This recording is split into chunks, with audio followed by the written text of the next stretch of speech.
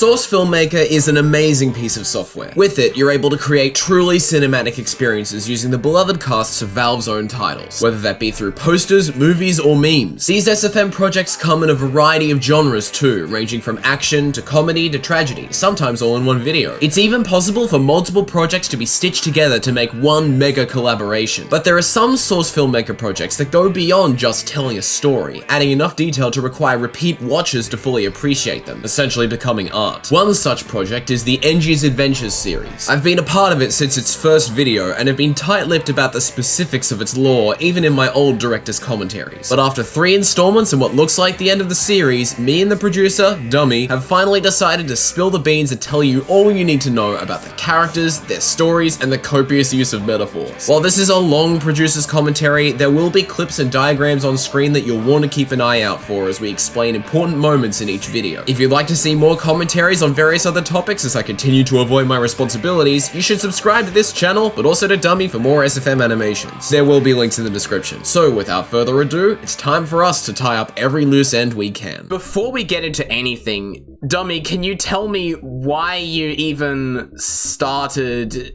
Engie's Adventures in the first place? Let's begin as far back as I can. Alright. So, back in late 2016, HoovyTube was setting up a collab called Heavy's Mafia Experience. I wanted to participate in it at the time, but I couldn't because I had other stuff to do. 2018.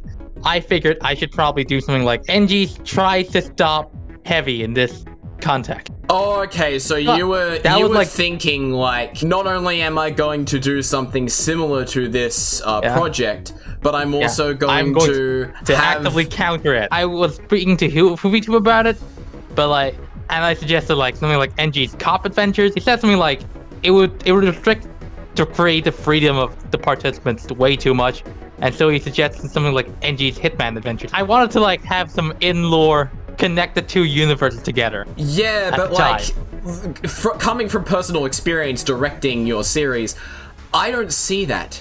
So you'll have to explain that later on when we get into all the other inspirations. So now we need to go even further back in order to understand everything about Engie's Adventures. And our first point of reference is the Soldier's Dispenser Quest series. Were you even aware of this?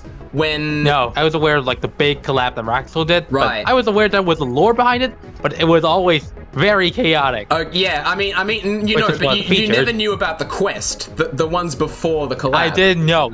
I didn't know about it. Yeah. So basically, what happened is when you announced Engie's Hitman Adventures, I was interested in joining because at the time I was like, I want to do something more with my animation because I had just then participated in the Dispenser collab.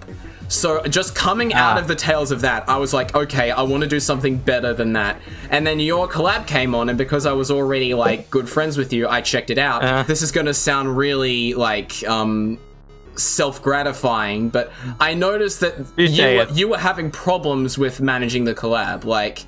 Yes. You were absolutely. You weren't getting that many entries, and you didn't have the time to look through all of them. Not only did I step in and essentially take the role of director, but I also began introducing all of these other story beats. I was basically connecting the worlds of Soldier's Dispenser Quest and Engie's Adventures together. Engie's Adventures. They are irrevocably linked. There is no way that you can keep them separate, because otherwise the chaotic nature of parts of the adventures won't make any sense. I can't exactly remember if this is directly linked to Engie's Adventures, but there was also a series by Raxo called The Stolen Pan. This is linked with Soldier's Dispenser collab, and it is pretty important. If I skip to the final part, which is the one that I made, with this animation, I ended the Stolen Pan series by destroying the universe.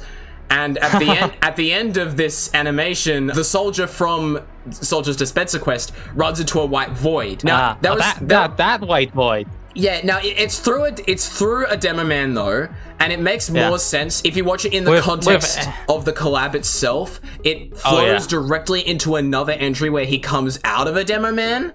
However, I think there are some parallels between this and Engie's Adventures itself, yeah. So, with Engie's Hitman Adventures, not really much anything lore-focused started at the beginning. The intro was a way of getting people interested in the series itself as just like an action opening. A typical sort of thing you see from a collab. We didn't want to go too back crazy yet. Yeah, exactly. Keyword being yet.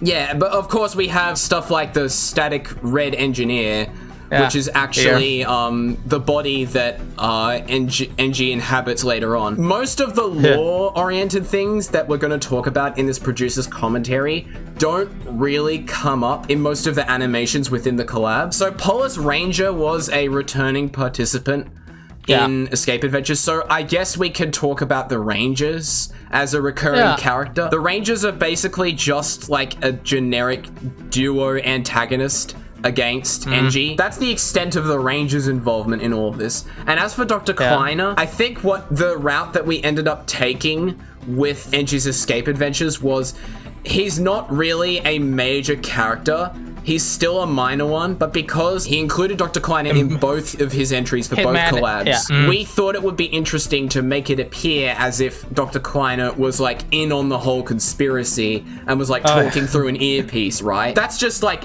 backside stuff. It's not really relevant. But when we get to my animation, this is where the lore side of the Engie's Adventures really starts to take a hold. Really starts, yeah. At the start of my animation for Engie's Hitman Adventures, we see traffic cones. Traffic cones are very important. So they signify death.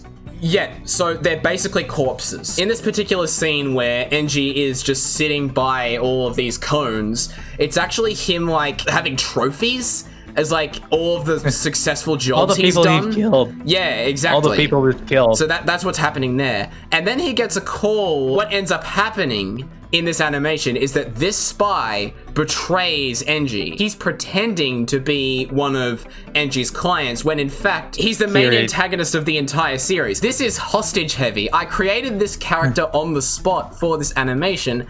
However, later on, I tacked on a bit of story at the beginning. So we actually have to go and watch a different video now, The Rights and Wrongs of Gmod Animation. Basically what goes on in this two-person collab is just showing the difference between somebody that is actually like competent at making Garry's Mod animation and somebody that who's not. Definitely isn't, despite what many commenters believe. Hostage Heavy essentially is just an average Joe at his own like house and whatnot, and he sees a crispy toast animation and he's like, I'm gonna make an animation myself for money. He's not motivated by the art or anything. He's strictly motivated by money. Right before the last segment begins, you notice that the two characters of Crispy Toasts notice heavy screaming. You notice that the screen goes dark in their eyes. Now. Yes, I hear it now. Yeah, they notice the heavy screaming, which is exactly what ends up happening in this scene where Hostage Heavy uploads his video. Now you see here that the spy with the World Traveler's hat bursts into Heavy's room and criticizes him for his bad animation. Heavy doesn't do anything about it, and because like this spy is actually like abnormal and has crazy abilities, he just straight up uses them. He transforms into his engineer form. By the way, this character is called Voodoo Near. Voodoo Near is... He's our Santa. Yeah, exactly. Yeah, that's right. That's right. He is. And he has two forms. He has the spy form, which he uses for...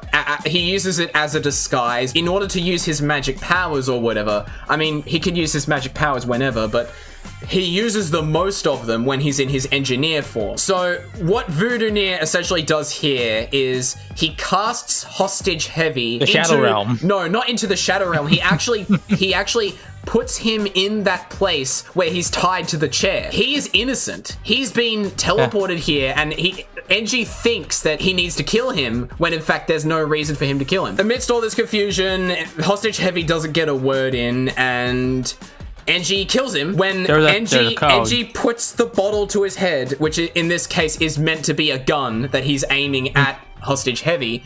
Hostage Heavy turns into a traffic cone. Obviously, Engie's doing these Hitman jobs, and it's very dangerous. And so when he kills Hostage Heavy, this demo man is just hanging onto this box and he's crying out for help, but that's actually an alarm, and Engie takes that as his ticket to get out of there. He has another telephone call with the spy, but It doesn't go as doesn't planned. go well. He explodes, and all of a sudden there are these other tree engineers. There are these tree engineers that are like A-posed, and they just slide along the ground. Slide to him. That is also a reference from the stolen pen. In the background, when the Wikicap soldier goes crazy and has the 50 Roan sign over his head, you could see that there are 4 like A-posed tree engineers just standing next to him. Voodoo Near has complete control over those enemies. So the fact that they appear in the stolen pan just goes to show that Voodoo Near has been watching everything. He knows everything about the series. He knows about Soldier. He knows about all of them, but he can't handle Soldier because Soldier is too crazy. Engie is just completely trapped, and he's transported to the White Void. And the only reason he's alive is because 30 is controlling him. There is a video called Heavy as 20, also by Raxo. Are you aware of like the road signs and how the road signs have like supernatural control over the people that they inhabit? To some extent, yeah. Yeah, so I basically took that principle and applied it here. What I interpreted was that 20 is evil, and 30, at first he was on 20's side, but then he realizes that 20 is up to no good, he's evil. and so he's good now. So what 30 is doing is he's saving Engie so that he can come back stronger. And as encouragement, Soldier from the Soldier's Dispenser quest comes along in this White Void and just gives Engie, who is being controlled by 30, a motivational speech. Right. As motivational as something this crazy can be. Demo Man. This is referring, of course, to the fact that in the Soldier's Dispenser's quest, Demoman heads are used for transportation. Well, I mean, Demoman in general. And you know what's funny? You picked this up from me. I watched your Crits Cast appearance, and you actually told them that, like, in the Raxo universe, Demomen are used for transportation. I taught you that. That was my fault that you internalized that. Was yours. That was yours. I've been able to deliberately affect how you perceive the world. It's so funny. Oh, God. Every time I see a Demoman now. Engie wakes up in the red body. That was why we had the red body in the beginning, because we wanted to have that thing where he swaps bodies. What's happened here is that we've got an overlapping timeline, or at least a divergement in the timeline. So the first timeline wrapped back to a point in the past and split off into a second timeline where Engie was actually the red one as well, and the red one kills the blue one. He figures out that he needs to get out of here. He's seen enough, and he, like, the fact that he was even able to survive, he sees Soldier sliding in and whatnot, and he's like, okay, what the hell did I just witness? And then he's teleported away by Voodoo Near at the last second to hell. But before we discuss how this all loops around, there are some things in the timeline that also happen that Engie's Hitman Adventures does not cover. The first of these being Heavy kills Engineer. This is where the Mafia influence comes in, right? The Heavy, he doesn't wear any cosmetic right now, but the phone he's using is the hot dog hat. Right. And that was HooVitube's signature thing. What happens in the original collab, like the Mafia collab? How does it end? It doesn't have like an overarching story. Okay, so like after the final collab animation, it just ends. Yeah. Oh, you seize the opportunity here. Maybe HooVitube created another Mafia thing later down the line, but if we ignore those, this is the ending. It's like here we see Heavy giving up.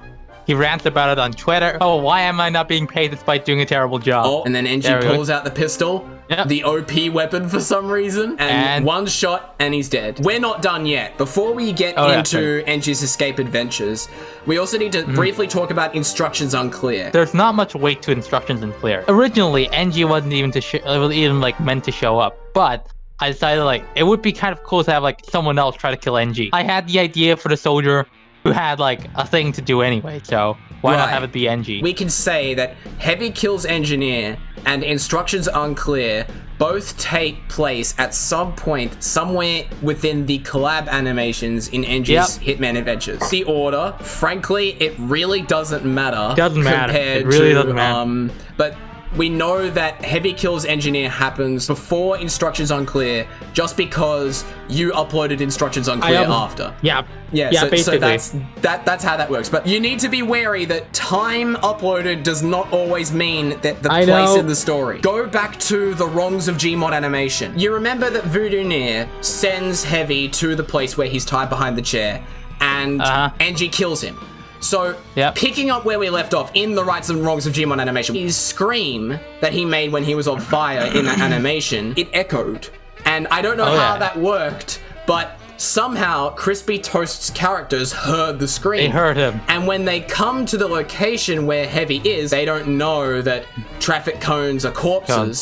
So they just look around. They're trying to find somebody who screamed. They don't know. They don't know who screamed. And then, while they're there, somebody pays them a visit. This villager character with the 6 on his shirt. This is a very complicated character, even though he appears very little. So let me explain. Very little. Basically, what is happening is Villager is removing memories and reverting timelines. He knows that they're in the place that they should not be. And he comes over here, he clicks his fingers, and instantly, these characters are transported back in time to a point where this never happened, and they forget everything. These characters cease to exist. In fact, maybe this timeline ceases to exist. Probably. Who knows? Now we move back to Engie's escape adventures so we can properly continue. You will see Engie's in hell. Yeah, and he's running away from these headless people. He kills them with OP pistols, obviously. He trips. The villager showed up, and he's about to do the same thing to Engie. He's about to take Engie out of this entire series and let him live a normal life, which would have been the optimal outcome. However, some idiot engineer at the skull area shoots the villager and instantly kills him. So that never happens. Basically, because of that one engineer, Engie's escape adventures has to happen. Yes, exactly. And not only that, but also the Archetype. None of these characters survive, by the way. They state that the portal can only sustain one person, and Engie goes through. So all of the others are dead. They die to the bird. Or the birds. There are multiple birds. But yeah, the opening sequence, there's so many things to extract from this quick montage of opening shots. We establish the contractor as a character. However, we don't explain why they are a character. Most people's first thoughts would be, oh, the contractor is just a guy that speaks on the phone and that's it. Oh, no. There's more coming. There's more coming. This is from Engie's Hitman Adventures. Yes, this is like the medic notices that Engie has not come out of spawn, but the others don't. They've just left. So the medic is just standing there wondering what happened to Engie. This is the scene from Heavy Kills Engineer, but the Heavy is a cone. This links Sergio Gaming and Mains' entry together because we've got a dead Fez spy on the top of the barn and this chief soldier patrolling. So they happen in the same location. These are all the people that were in the spawn during the beginning of Engie's Hitman Adventures. They've gone to point B. They're capping the point. I think the original intention of this was just to show that they don't know where Engie is and like they're like, what's going on? Where's our Engie? But it could also mean that the red team has disappeared. Yeah. We'll leave that to interpretation for now. Yeah. For now. A plot hole. Why not? Or whatever. This is another thing that happens during the Soldier's Dispenser quest, and it ties into Tedwin K's entry in Escape Adventures. Yeah, because he had a soldier in space. And then he's riding a dispenser. In space. This is taking place entirely within Soldier's Dispenser quest. By the time Soldier's Dispenser collab ends, that's around the time that Engie's Adventures has, or at least Engie's Escape Adventures has already ended. Here's another hot dog Heavy. But this time he's been taken over by 30. That was just to like demonstrate the power of 30. Taking over HoovyTube in a sense, because I mean, you're good friends with HoovyTube, so it's an honor for him to get possessed. I'm a voice actor in Scott Mack's entry, and I'm actually a canon character in this series. Engie phones a friend during Who Wants to Be a Millionaire. He phones you. He phones me. And I think he's a soundboard because it's just voice lines. I tell the guy who I think is using a soundboard that he's stupid. Engie interprets that as, oh, the answer is, I'm stupid. So he answers and he gets it right. But now he knows about me. He knows who I am. That character is not Voodooneer. It is the Phantom Cartoonist. Engie has flashbacks because he thinks that spy might be Voodooneer, so he just runs by him and doesn't even care about the money. Both Dr. Kleiner and the Rangers make an appearance here. Dr. Kleiner was always used as like easy death material. However, we interpreted the presence of Dr. Kleiner as surveillance. Dr. Kleiner comes back later in, I think, Vital's entry. Yeah, that's right. The Rangers. The same characters from before, but this time they actually fail because like the Left 4 Dead characters step in. So that's the end of the Rangers story arc. They had none, basically. Now that we're at Ted Wink's entry, we can talk more about lore, specifically the other characters. So whatever Soldier did, he must have turned his dispenser into this craft so that he can control himself in space. Yeah, so the spy sucks him up and sends them to Japan. They end up fighting a sniper. And you know why we need to fight snipers? Because Soldier is collecting snipers for his dispenser. No, here's Hoobie-Tube.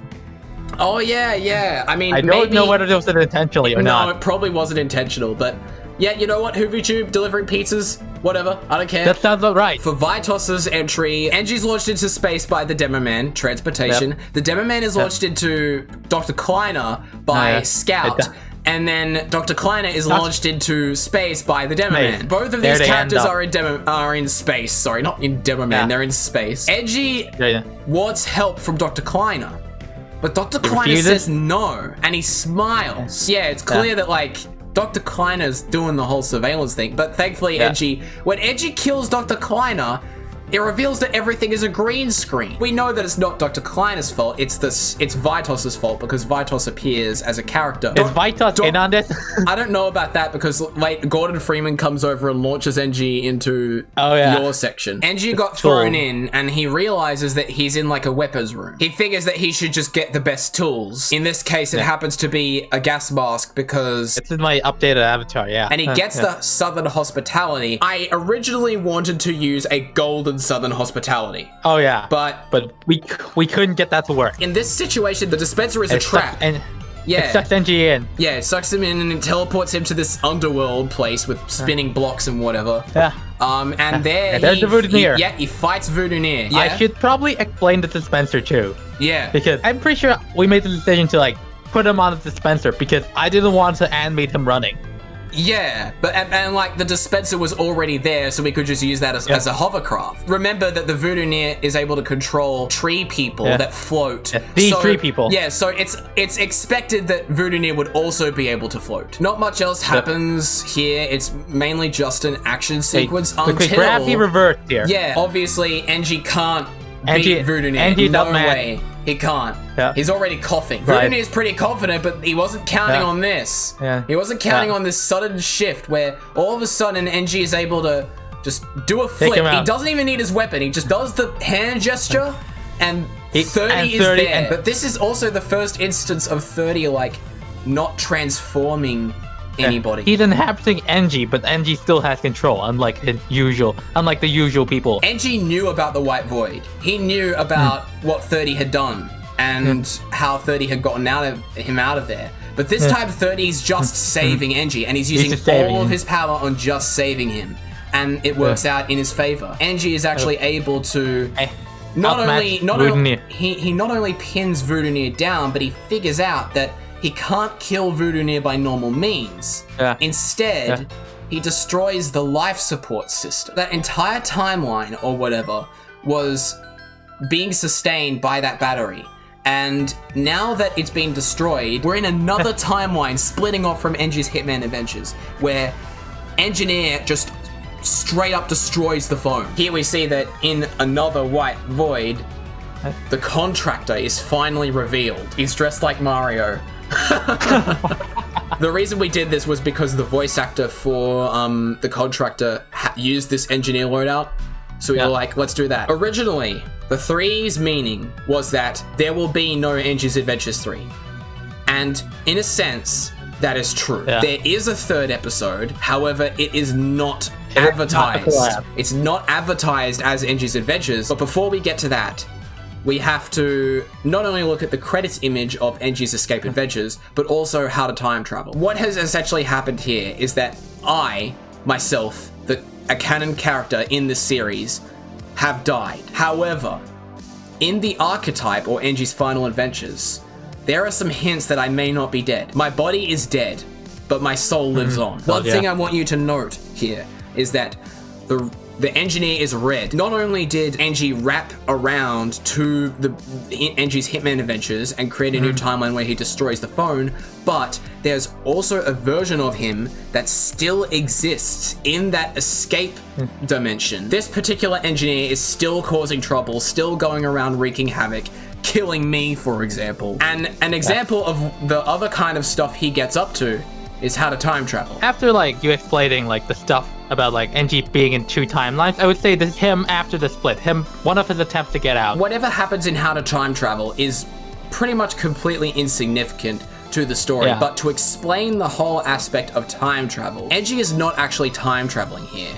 He is being teleported around various scenarios in the same dimension, because remember, the escape dimension is just full of crazy stuff. So all of the stuff is happening at once. He thinks he's time traveling, but he's being lied to. He's not time traveling at all. He's still in this purgatory. We're now at what is called the Archetype, but is actually Engie's final adventures, as represented in the credits. This is basically just another SCP animation. It's like your 662 one, except I'm directing now. You're directing now. Yeah. Yep. So with me directing, we ended up going with this combination of universes where we have the SCP universe and the Engie's Adventures universe, after the split, converging and ending that second part of Engie, the red one. Engie is teleporting around the escape dimension, and he's figuring out how he can move about. He's moving through this dimension so much that he's infecting other videos because he actually appears there. It's only on their end. Exactly. And eventually, Engie goes so far that he actually appears within the Foundation. He's fully able to travel between dimensions now. This is where the SCP Foundation steps in, because they know that somebody that can travel dimensions and thinks that they're in like a state of constant need to escape, need to do what's right, need to get out of there. He's causing so much damage when he doesn't need to, that he's effectively ruining normalcy. And so the SCP Foundation needs to contain him, because that's the problem here. That's what they do. There's a scene from Medic School for Medics. Yeah. Well, obviously modified to have Engie in it. Yeah, modified. And you'll notice that Engie is still taking contracts, but he's not taking them from the one source. He's going all over the place because he's trying to find a way out. And the only way he knows how is by taking orders. He figured that out, so he's now using that to his advantage. That doesn't quite explain what he's able to do here, which is literally phase through walls, but the series is so crazy at this point that he's just able to do that. Characters can just no-clip whenever they want. And like the SCP Foundation is obviously shocked by this because they can't do that. And then all of a sudden this containment breach happens because Engie let these D-class out. A bunch of the D-classes die because the SCP Foundation doesn't want them escaping, but they do leave the boundaries of the Foundation. And Engie's there to escort them away. When he turns around to look at them running away, he sees the corpse of Engineer. The reason why the villager corpse is here is because Engie is actually hallucinating. That was his one way out. He could have used it in Engie's escape adventures at the start to completely bypass everything and just live a normal life again. But now this is haunting him because of that stupid mistake that one stock engineer made. One stock engineer. It wasn't even his fault. And then eventually the SCP Foundation figures out that they can stop Engie by looping a video, essentially just freezing him in that one place. In this second interview, note that Agent McClan or whatever is not interviewing. And neither is the scout. Engie is interviewing himself. Yeah, so, SCP-2786 interviewing SCP-2786. Yeah, exactly. And the reason that we made this here is because Engie's permanently trapped in his own mind. I mean, this version of Engie at least. The blue engineer has just gone back to his life. He's playing on steel again. He doesn't know any of this is happening. Keon McWolfie has this series on his channel where he has these characters that are part of this thing called the Site Corporation. And we thought it would be cool if we integrated his scout. He is able to stop and alter animations on Kian's channel. He doesn't even work for the Foundation. This scout is actually on the side of the contractor. They found out that the SCP Foundation is trying to contain Engie, so they just waited for that to happen. And now that it's happened, they've sent this scout in to taunt Engie. The SCP Foundation has also found about the cones. They know that there are people there. And they don't know why. Yeah, and they don't know how to undo the cones. The SCP Foundation is trying to, like, damage 20, but you can't do that. 20 is way more powerful than Engie could ever be. The fact that he's so powerful means that you can't contain him, not even with brute force. You have to be just as crazy as 20. Eventually, the scout pressures Engie and makes him like discover his weakness. He can't be everywhere at once. He can't know everything. And so the scout leaves. And guess what? Not only is he contained, as evidenced by the number on the wall, but there's so many villager corpses. Yeah. So many of them. Just taunting him. Yeah, they're all, it's more hallucinations. It's like, you seriously screwed up. You cannot go back. You are stuck here forever. There are some like little hidden Easter eggs in this credit sequence. So if I'm reading this correctly, the investigation on SCP-2786 has not concluded. There are 2 persons of interest: the producer and animator Dummie, and the director Jack 5, and it's unsure if they're anomalous. Here's the SCP Foundation sending out an MTF to try and contain the persons of interest, and they include the voice actors. So canonically speaking, there are 4 people hunting the 2 of us down. Yeah, like these voice actors are real characters in the Engie's Adventures series. Here we're basically listing the maps that were used in the animation, but we're also describing the events that took place. They found out that the Archetype was in the corridor, then they had a problem with D-Class, and then a temporary alliance was formed with person of interest Dummie in order to track down the location of the second POI. Jack 5 is still at large, and the SCP Foundation is on high alert. This second last screen is just a declaration of patrons. Kayla was Dummie's patron at the time, pretending that Kayla is part of the SCP Foundation here. They're saying that it's their mission to find me and contain me. And take you out. And then, of course, the final screen of the credits is the real name of